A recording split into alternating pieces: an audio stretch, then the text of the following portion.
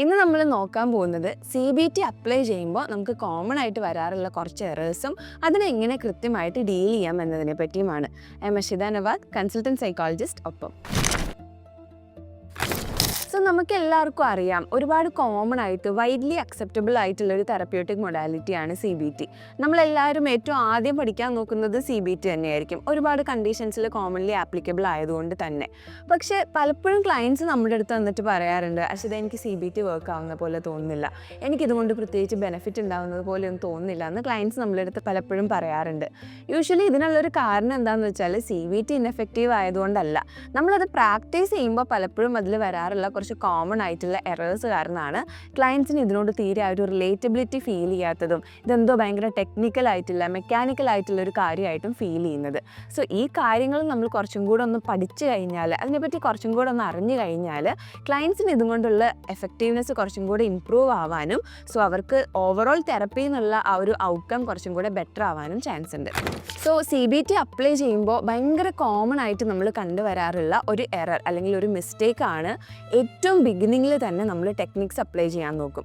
Okay, first സെഷനാണ്, client വന്നിട്ട് നമ്മുടെ അടുത്ത് പറഞ്ഞു ഇന്ന പ്രശ്നങ്ങളാണുള്ളത്. So within that half an hour നമ്മൾ പറയും ഓക്കെ എന്നാൽ നാളെ തൊട്ടൊന്ന് തോട്ട്സ് റെക്കോർഡ് ചെയ്ത് നോക്ക്, അല്ലെങ്കിൽ ഈ റെക്കോർഡ് ചെയ്യുന്ന തോട്ട്സിനെ അപ്പം തന്നെ ഒന്ന് റീസ്ട്രക്ചർ ചെയ്ത് നോക്ക് എന്നുള്ള രീതിയിൽ ഭയങ്കര ഇനിഷ്യൽ സ്റ്റേജിൽ തന്നെ നമ്മൾ എന്ത് ചെയ്യും, ടെക്നിക്സ് യൂസ് ചെയ്യാൻ സ്റ്റാർട്ട് ചെയ്യും.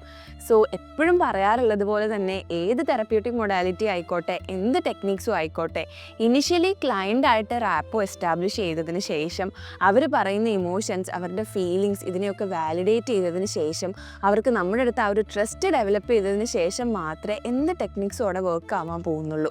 സോ ഇതുപോലെയുള്ള ഏറ്റവും ബേസിക് ആയിട്ടുള്ള കാര്യങ്ങൾ ഡെവലപ്പ് ചെയ്യുന്നതിന് മുമ്പ്, അവർക്ക് ആ ഒരു തെറപ്പി റൂമിൽ ഇമോഷണൽ സേഫ്റ്റി ഫീൽ ചെയ്യുന്നതിന് മുമ്പ് നമ്മൾ ഭയങ്കര ടെക്നിക്സിലേക്കൊക്കെ കടക്കുകയാണെങ്കിൽ ഉറപ്പായിട്ടും അവിടെ അത് എഫക്റ്റീവ് ആവാൻ പോകുന്നില്ല. ഏതൊരു തെറപ്യൂട്ടിക് മൊഡാലിറ്റിയും പോലെ തന്നെ CBTയുടെ ഫൗണ്ടേഷനും ക്ലയൻ്റായിട്ട് ബിൽഡ് ചെയ്യുന്ന ആ ഒരു റാപ്പോ, അവർക്ക് നമ്മളോട് ഫീൽ ചെയ്യുന്ന ആ ഒരു ഇമോഷണൽ സേഫ്റ്റി, അതെല്ലാം. സോ ഇതുപോലെയുള്ള കാര്യങ്ങൾ നമ്മൾ ഒരിക്കലും നെഗ്ലക്റ്റ് ചെയ്യാൻ പാടില്ല.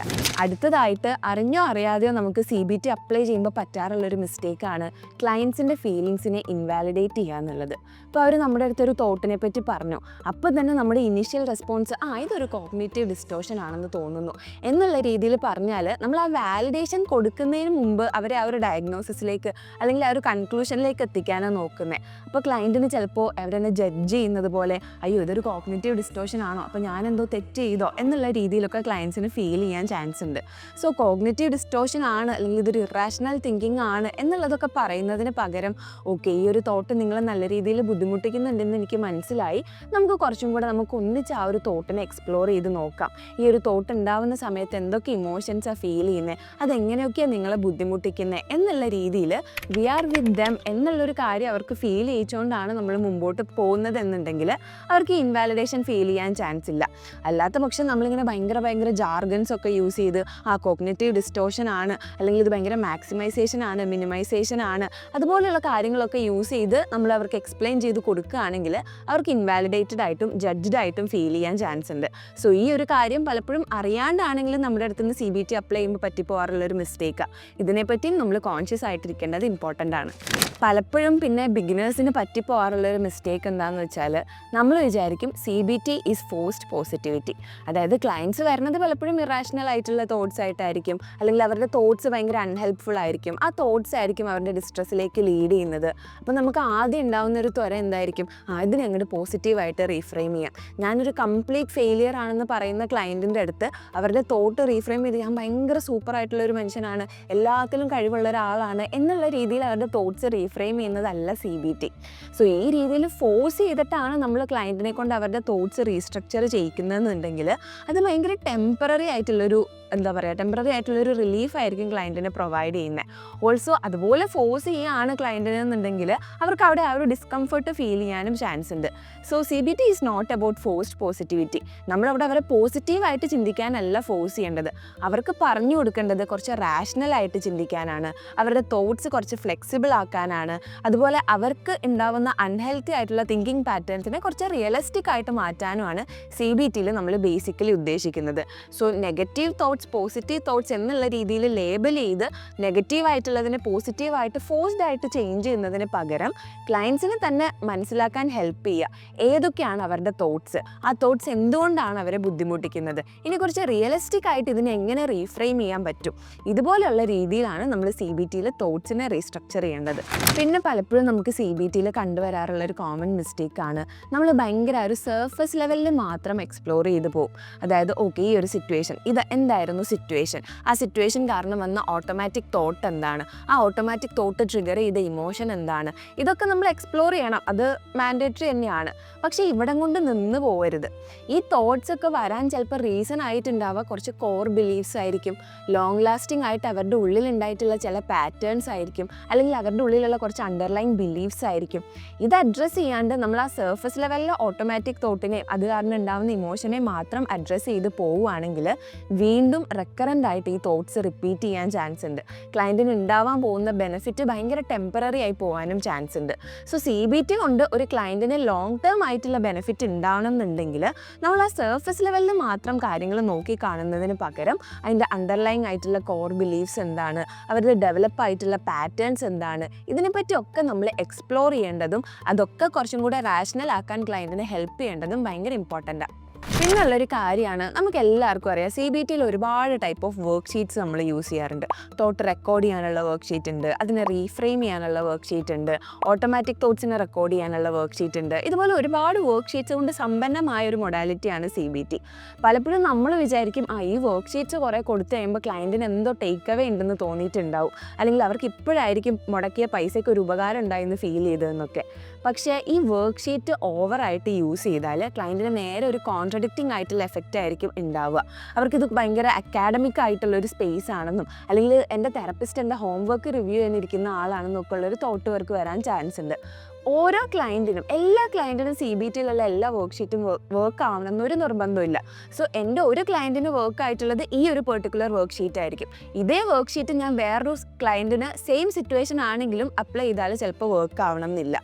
സോ അവരെപ്പറ്റി കൂടുതൽ മനസ്സിലാക്കി അവരുടെ പേഴ്സണാലിറ്റി അല്ലെങ്കിൽ അവരുടെ തോട്ട് പ്രോസസ്സ് എന്താണെന്നൊക്കെ മനസ്സിലാക്കി അവർക്ക് വർക്ക് ആവും എന്ന് നമ്മൾക്ക് ഉറപ്പുള്ള വർക്ക് ഷീറ്റ്സ് മാത്രം അവർക്ക് കൊടുക്കാൻ ശ്രദ്ധിക്കുക. സോ ഇതുപോലെ ഓവർ യൂസ് ചെയ്താൽ നേരെ ഓപ്പോസിറ്റ് ആയിട്ടൊരു എഫക്റ്റ് ഉണ്ടാവുന്ന ഒരു ടൂളാണ് CBTയിലുള്ള വർക്ക് ഷീറ്റ്.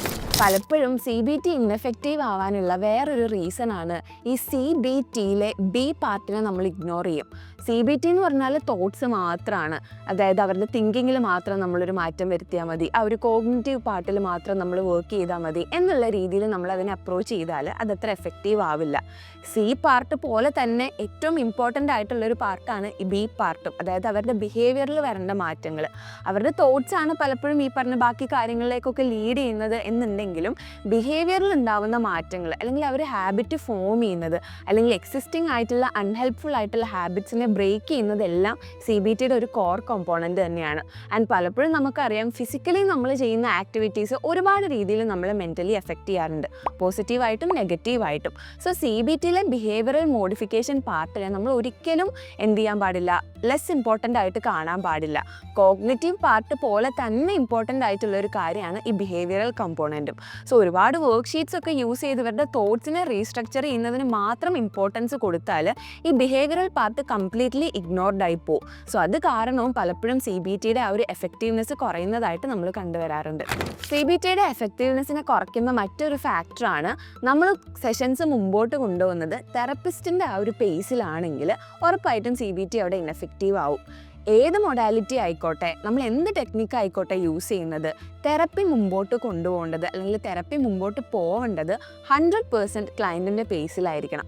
എൻ്റെ ക്ലയൻറ്റ് ഇപ്പോൾ ഈ ഒരു ഏരിയയിലേക്ക് കടക്കാൻ ഇപ്പോൾ മെൻ്റലി, ഇമോഷണലി, ഫിസിക്കലി ഒന്നും റെഡി അല്ലെങ്കിൽ എനിക്ക് വേണ്ടി മാത്രം എനിക്ക് അങ്ങനെ ക്ലയൻറ്റിനെ പുഷ് ചെയ്യാൻ പറ്റില്ല. അങ്ങനെ നമ്മൾ ചെയ്യാൻ പാടില്ല. ഇപ്പോൾ ഫോർ എക്സാമ്പിൾ ക്ലയൻറ്റിന് വേണ്ടത് കംപ്ലീറ്റ് വെൻഡ് ഔട്ടാണ്, അവർക്ക് അവരുടെ ഉള്ളിൽ ഒരുപാട് കാര്യങ്ങൾ സംസാരിക്കാനുണ്ട്, ഒരു മനുഷ്യൻ എന്നെ ജസ്റ്റ് ഒന്ന് കേട്ടാൽ മതി എന്നുള്ളൊരു പേസിലാണ് ക്ലയൻറ്റ് വരുന്നതെന്നുണ്ടെങ്കിൽ ഓക്കെ, നിങ്ങൾ ഇത്രയും പറഞ്ഞാൽ മതി, ഇനി ഞാൻ പറയുന്ന വർക്ക് ഷീറ്റ് നിങ്ങൾ ചെയ്തിട്ട് വരൂ എന്നുള്ള രീതിയിൽ നമ്മൾ റഷ് ചെയ്യാൻ പാടില്ല. അവർ പറഞ്ഞോട്ടെ, എന്തോരം അവർക്ക് വെൻഡ് ഔട്ട് ചെയ്യണോ അത്രേ അവർ വെൻഡ് ഔട്ട് ചെയ്തോട്ടെ.